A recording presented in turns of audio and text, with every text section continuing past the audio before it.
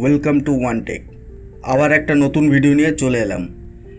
একটু অন্য কাজের চাপে আছি, সুতরাং ভিডিওটা করতে পারিনি লাস্ট 4 মান্থ, বাট এখন থেকে কন্টিনিউ দেওয়ার চেষ্টা করব, যেহেতু কাজের চাপটা একটু কমেছে।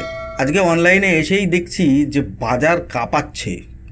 নতুন একটা ফোন মার্কেটে লঞ্চ হতে চলেছে, যেটা রীতিমতন বাজারকে গরম করে রেখেছে, ট্রেন্ডিং নিউজ হয়ে আছে। কি সেই ফোনটা?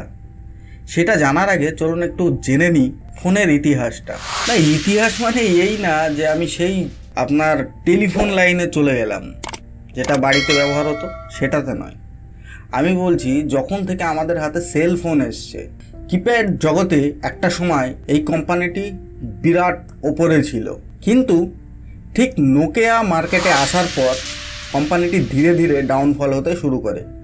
তো এটা তো তার হিস্টোরিক্যাল সেকশন, সেটা আলোচনা করব না, সেটা আমাদের জানারও বিষয় না। আমাদের জানা দরকার আজকে সে মার্কেটে নতুন কি এমন জিনিস নিয়ে এলো যেটা বাজারে পুরো শোরগোল ফেলে দিয়েছে। হ্যাঁ বন্ধুরা, তা কোম্পানিটার নাম মোটোরোলা।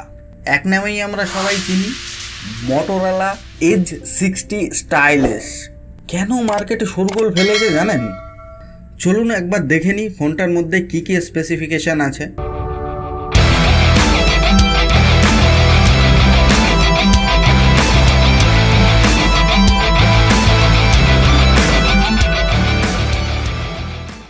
মোটোরোলা এজ 60 স্টাইলিশ কেন মার্কেটে শোরগোল ফেলেছে জানেন?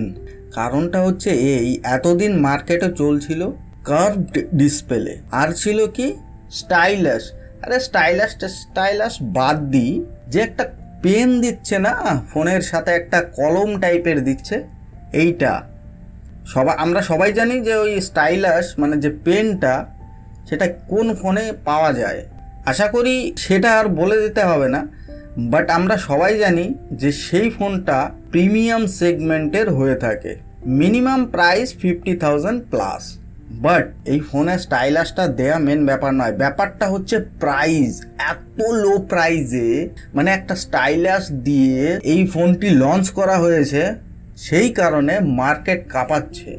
শুধু স্টাইলিশ নয়, বাকি কনফিগারেশন স্পেসিফিকেশনও খুবই হাই কোয়ালিটির। যদি আমরা বাজেটের দিকে তাকাই, সেই দিক তাকিয়ে যদি ভাবি, তাহলে বলতে হয় যে এটা একটা সত্যি মানে মিড রেঞ্জের মধ্যে একদমই মানে প্রিমিয়াম সেগমেন্টের একটা ফোন, মোটোরোলা এজ 60 স্টাইলিশ। তো এই দেখতে পাচ্ছেন একটা নর্মাল প্যাকেজিংয়ের সাথে আসছে, যেটার ফোনের এইখানটা স্টাইলাসটা দিয়ে আছে। তো নর্মালি স্টাইলাসটা খুলে আমরা সেটা ইউজ করতে পারবো। এটা একটা নর্মাল প্যাকেজিংয়ের সাথেই ফোনটা ডেলিভারি হচ্ছে। তো প্যাকেজিংয়ের মধ্যে আমরা একটা অ্যাডাপ্টার, একটা কেবল আর আমাদের সেই মেন ফোনটা পেয়ে যাচ্ছি। এইটি প্রিমিয়াম ওয়াগনার লেদার কোয়ালিটির, একদম ফ্ল্যাট ফিনিশ। তো দুটো কালার ভেরিয়েন্টে ফোনটি অ্যাভেলেবেল হবে, দুটো কালার ভেরিয়েন্টে ফোনটি পাওয়া যাবে। দেখতেই পাচ্ছেন ফিনিশিং, ওয়েট খুবই লাইট ওয়েট এবং থিকনেসও খুবই, থিকনেসের জন্য কোনো কমপ্লেন মোটোরোলার দিক থেকে হয় না। এবং dual microphone, 3.5 mm Jack, in display fingerprint এবং ই সিম সাপোর্ট। ওয়েট দেখছেন একদমই light weight. Dual audio speaker, দুদিকে উপরে এবং নিচের দিকে দুটো মাইক্রোফোনই দেওয়া আছে। এই ফোনটিতে একটি হাইব্রিড সিম স্লট, এছাড়াও রয়েছে এই ফোনটিতে ই সিম কার্ড সাপোর্ট। তো দেখতেই পাচ্ছেন কিছু সার্টিফিকেশন দেওয়া আছে, IP68 এবং type C USB 2.0 port. Stylus যেটা ইনবিল্ড ফোনের কর্নারে দেওয়া আছে, যেরকমটা আমাদের স্যামসাং S24 দেওয়া থাকে, যেরকম আমাদের S24 দেওয়া থাকে সেম ফোনটা দেখতে, লুক এবং প্রিমিয়াম কোয়ালিটি। এই হচ্ছে সেই স্টাইলাস পেন। বাট স্যামসাংয়েরটাই কম্প্যারিজন করব না, কারণ হচ্ছে স্যামসাংটা একটা প্রিমিয়াম সেগমেন্ট, এখানে কম্পেয়ার করব না, কারণ স্যামসাংয়ের ফোনটার প্রাইস আর মোটোরোলার ফোনের প্রাইস দুটোর মধ্যে অনেকটা ডিফারেন্ট, রাত আর দিনের, মানে সেই ডিফারেন্টটা মাথায় রেখে আমরা স্যামসাং এর সাথে মোটরোলার কম্প্যারিজন করছি না, জাস্ট এখানে দেখাচ্ছি যে এটা আমাদের জাস্ট অ্যালুমিনিয়াম বিল্ডের একটি স্টাইলাস দেওয়া হচ্ছে। তবে এই পেনটার গ্রিপ খুব সুন্দর গ্রিপ হচ্ছে এবং দেখতেই পাচ্ছেন এটা লেটেন্সিটা খুবই কম, ল্যাগটা খুবই কম আছে, 5 মিলি সেকেন্ডের মধ্যে রাইটিং করা যাচ্ছে।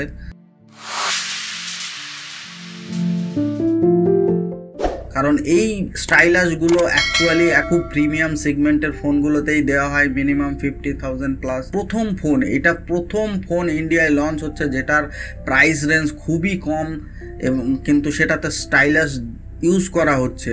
কারণ হচ্ছে আমরা দেখেছি যে সাধারণত স্যামসাং বা অ্যাপেল এর মতন হাইলি প্রিমিয়াম সেগমেন্ট যেগুলো মানে আমাদের 50,000 প্লাস যেসব ফোনগুলোর রেট আছে সেই সব ফোনগুলোতেই শুধুমাত্র স্টাইলাস দেওয়া হয়ে থাকে। আমি জাস্ট একটা এক্সাম্পল দিচ্ছি, বাট এইটা সেই দিক থেকে অনেক কম, যেখানে আমরা এআই ফিচার্স নিয়ে খুব সুন্দরভাবে ইউজ করতে পারবো। এর আগের যে মোটরোলা সেগমেন্টগুলো যেসব এআই ফিচার্স দেওয়া ছিল সমস্ত ফিচার্সই এখানে দেওয়াই আছে, কোনো প্রবলেম নেই। হ্যাঁ, রাইটিংটা দেখতে পাচ্ছেন, আমরা এটা দিয়ে অনেক রকম বিভিন্ন ধরনের কাজ করতে পারি, দেখতেই পাচ্ছেন এটা লেটেন্সিটা খুবই কম। তো সেই সব নিয়ে ডিপলি আলোচনা করতে গেলে ভিডিওটা অনেক বড় হয়ে যাবে। জাস্ট আমি কিছু ক্লিপ এখানে দেখিয়ে দিচ্ছি যে আমরা কি করতে পারবো, যেরকম টেক্সট করতে পারবো, নোট করতে পারবো এবং আমরা কোনো একটা জিনিসকে মার্ক করতে পারছি, অথবা আমরা কোনো একটা মানে পার্টিকুলার একটা পজিশনের স্ক্রিনশট নিয়ে হাইলাইট করে দেখাতে পারছি।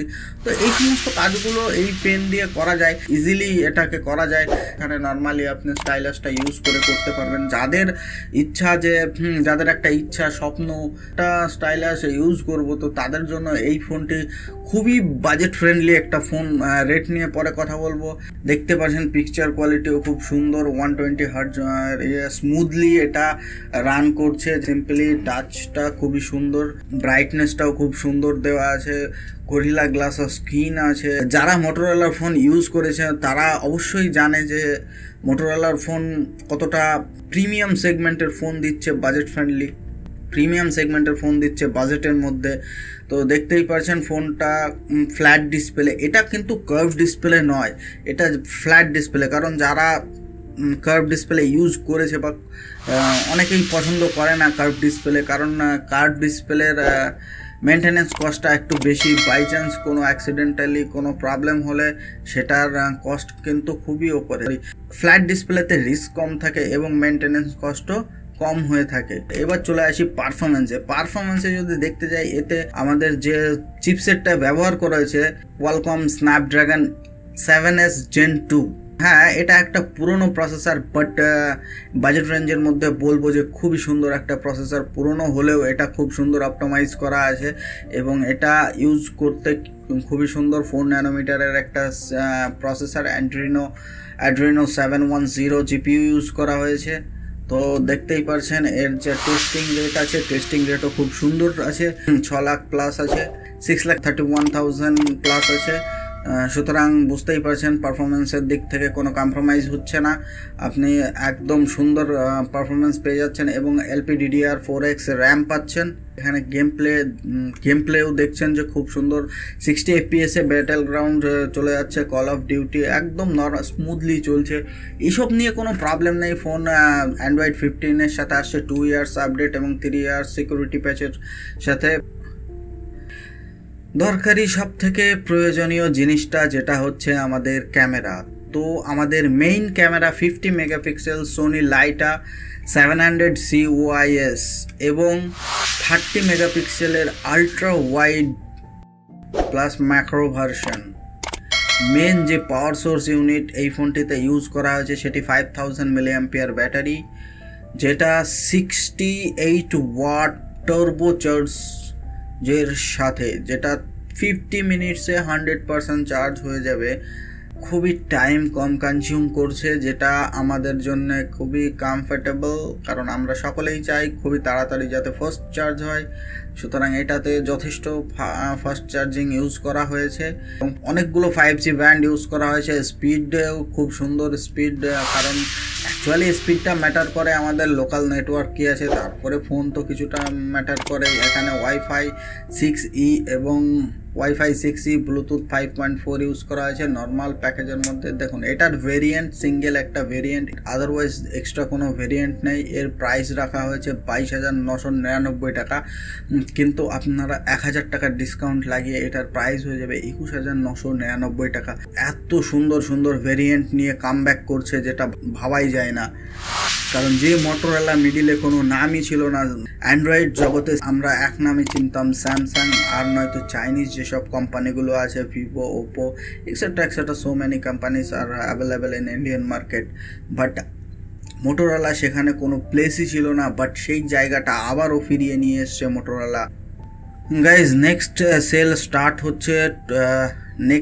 স্টার্ট হচ্ছে 23rd of April, যেটা আপনারা ফ্লিপকার্ট এবং মোটরোলার অফিসিয়াল ওয়েবসাইট থেকে পারচেস করতে পারেন।